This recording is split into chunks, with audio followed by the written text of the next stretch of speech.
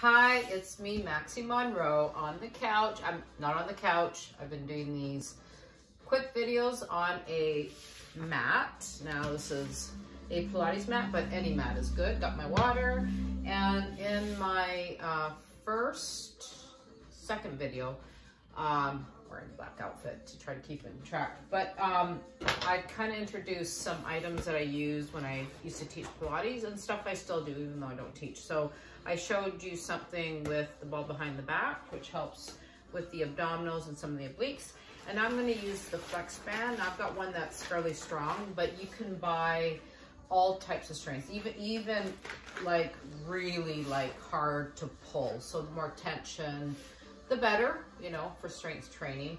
I'm going to get into some strength training a little bit differently because I got to stand up to do some little exercises. So with this, what you're going to do is you're going to lie on your back. There's a lot of stuff on your back. I'm going to show another exercise where we're flipped the other way to help with balance and your back.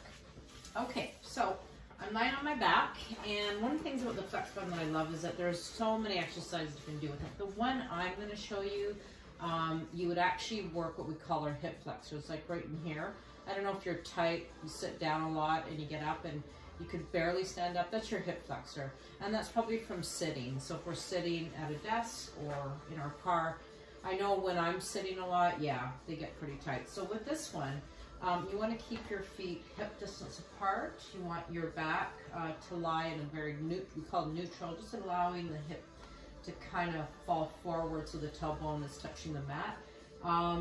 What you're going to do is you're going to actually prevent your back from having any strain. So you're going to do that breath where you breathe in through the nose and you exhale through the mouth, and you're going to push the belly button. You're going to try and push that belly button towards your spine or to the mat, and you're going to place. Now, if you have any type of issues with your hips, I always have to explain to anyone, especially when I was teaching, to not be putting stress or pressure on your back. If you have a tough time bringing that leg up, then what you may want to do is you may want to start your position like this. So I'm going to place the flex band around my foot. So I don't really need runners for this. You can have runners or socks on, but it's better not to. And you're going to lift that leg up with the actual flex band in the foot.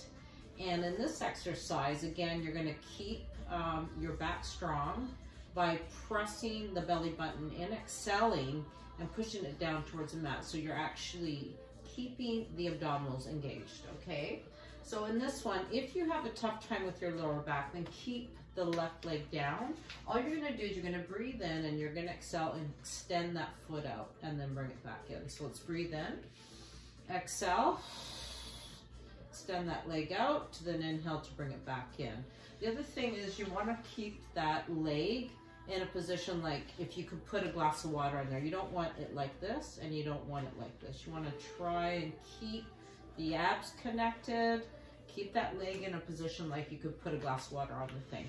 So if I'm going to challenge any more from that, this is how I would do it. This is actually a Pilates exercise that I used to teach, and you can do it without a flex band, so you can do it both ways. I'm going to make sure my abs are engaged, lift my other leg up to table, we call it tabletop position, and I'm going to exhale and extend that leg out, and then breathe in to bring it back in, and then exhale, bring it back in.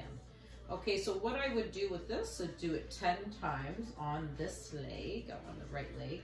And then once I get to that, the next thing I'm going to do, this is great for the abs and the hip flexor, is I'm going to lift that leg up towards the ceiling, trying to keep it straight. If you have issues with any muscles, especially if you've had anything torn, please do not extend it up. Like I have more flexibility on my hamstrings, so I don't have an issue, but definitely if they're tight or they feel like they're getting tight, do not pull them up. You can have a slight bend in the knee. It's all about modifying and protecting yourself. So to really challenge, I would actually lift my head up, keep the abdominals engaged, and then exhale out as I do my 10 of this. Always keeping my neck in a position where my eyes are looking right at the knee. I don't want it up like that, and I don't want my neck being like right there. You want it in a position. Now, if the neck is sore, what I do is I put it down, I just continue with the exercise, and then stretch it by rolling it back and forth and then back in, and then if I'm able to lift it up. So again, it's 10 of these, and then 10 of just straight, and then your head comes back down, switch legs, you do all of the same exercise on. Now this is the more advanced one. The one that's easier is if one leg is down, your head is down, and you're just doing that movement of extending the leg and bringing it back in, extending the leg, and then lift and lower. Okay, so 10 on each side, especially if you have any type of issues. But that will help with your hip flexor, the muscle in here, and also it will connect with the abs even if one leg is down. So just remember always to practice safe. That's something as a teacher that I made it my duty to make sure that you were going to be okay. I wouldn't have you get injured. So that's it for me on my second or third video of doing some kind of ab Pilates. I got lots more to come because this video got too long. I'm gonna have my water. Hope you're staying well.